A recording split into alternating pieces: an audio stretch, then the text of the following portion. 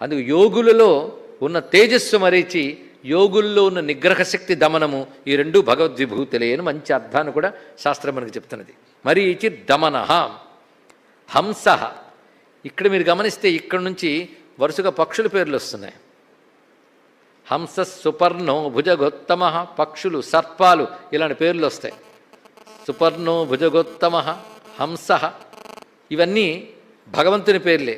ఎందుకంటే మొదటి రోజు రెండో రోజు చెప్పుకున్న విష్ణు సహస్రంలో ఉత్కృష్టమైన విభూతులు విష్ణు రూపాలుగా ఇందులో చెప్పబడుతున్నాయి. అందుకే పక్షుల్లో ఉత్కృష్టమైనవి, పశువుల్లో ఉత్కృష్టమైనవి, వృక్షాలలో ఉత్కృష్టమైనవి, ఇలా ఎన్ని చెప్పాడు ఆయన. ఇవన్నీ విభూతులు. అలా హంస, హంస అనగానే పక్షుల్లో ఎంత గొప్పదండి. ఒకప్పుడు భారతదేశంలో హంసల గురించి వర్ణనలు ఉంటాయి, కానీ ఈ దేశంలో ఇప్పుడు కనబడు. ఇక్కడ యూరోప్ లాంటి దేశాలు కొన్ని చోట్ల ఉన్నాయి. అంటే ఎక్కడ నిర్మలమైన వాతావరణం ఉంటుందో అక్కడ హంసలు ఉంటాయి. ఒకప్పుడు మానస సరోవరంలో ఉండేవి టావే.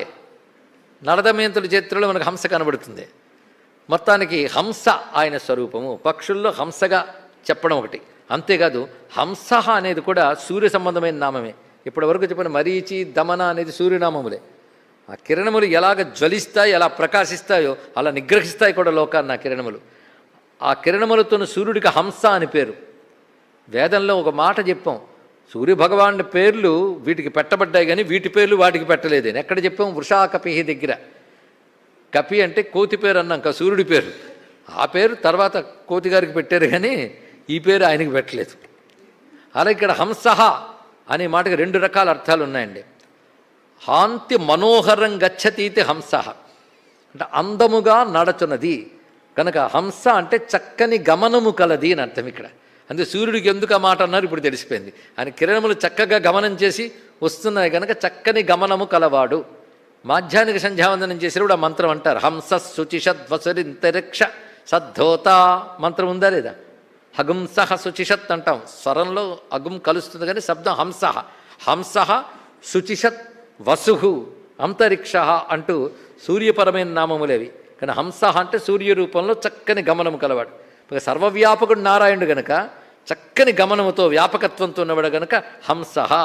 హరేర్ హంసస్య పతత స్వర్గం అని కూడా వేదంలో మనకు కనబడుతున్నది. అంతేకాదు హంస శ్వాసకు కూడా హంస అని పేరుంది. ఇంతవరకు మనం చెప్పినది దండో దమయిత నిగ్రహము ప్రాణము అని చెప్పాం కదా, శ్వాసకు కూడాను హంస అని పేరున్నదయ్యా అన్నాడు. అందుకే శ్వాస జపం చేసేవాళ్ళు చేసేది హంసోపాసన. దీనికి అజపాజపం అని కూడా పేరు. ఇక్కడ మనకు తెలియకుండా లోపల జపం జరుగుతుంది. జీవుడు ఒక జపం చేస్తున్నాడు తెలుసా, తావళం తిప్పినట్టు తిప్పుతున్నాడండి. ఉచ్ఛ్వాస నిశ్వాస రూపంలో జీవుడు జపం చేస్తున్నాడు. మీరు ప్రవచనం వింటున్నా పని జరిగిపోతుంది లోపల. అంతేకాదు ఇప్పుడు ఊపిరి తీయచ్చా అని పక్కవాడిని అడుగుతామా, అది జరిగిపోతుంది ఇక్కడ. కానీ తనంత తాను జరిగే జపం అండి హంస.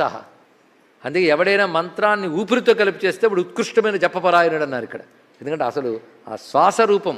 కానీ ప్రతి వారిలో శ్వాసనే హంస అంటారు కనుక ఈశాన ప్రాణద ప్రాణ అన్వయించుకుంటే ప్రతి వారిలో శ్వాస రూపంలో చలనము చేయవాడు హంస అని చెప్పబడుతున్నది. ఈ మాటకి హంస అని ఎందుకు పేరు పెట్టారండి శ్వాసకి అంటే హ స. ఇందులో హకారము పురుషవాచకం, సకారం స్త్రీవాచకం. ఉచ్ఛ్వాస నిశ్వాస హ స అని చెప్పబడుతుంది ఇక్కడ. అదేదో హకారం పురుషవాచకం, సకారం స్త్రీవాచకంట. అందుకని హీ షీ అన్నారు. ఆలోచిస్తే ఏదో ఉంది ఇక్కడ.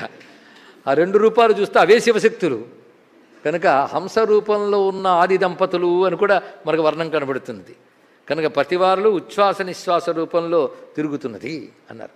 ఇంకొక ఆయన ఇంకా దూరం వెళ్ళి ఒక మాట చెప్పాడు, పురుషులు ఏవైనా గట్టి పని చేస్తున్నాడు వాళ్ళు హకారం పలుకుతట, స్త్రీలు ఇస్సిస్ అని వాళ్ళు అంటారు ఇక్కడ, వాళ్ళ నుంచి అది వస్తుంది అన్నాడు. పోనీ ఆలోచిస్తే ఎన్నో కనబడతాయి కానీ హకార సకారాత్మకమైన ఉచ్ఛ్వాస నిశ్వాస రూపమైన ప్రాణశక్తిగా ఉన్నవాడు హంస. ఇప్పుడు ఏ అర్థం తీసుకోవాలి ఇందులో? సూర్యపరంగా హంస, ప్రాణశక్తి పరంగా మనలో ఉన్నవాడు. విష్ణువు సర్వవ్యాపకుడు కనుక ఈ అర్థం కూడా సరిపోతున్నది.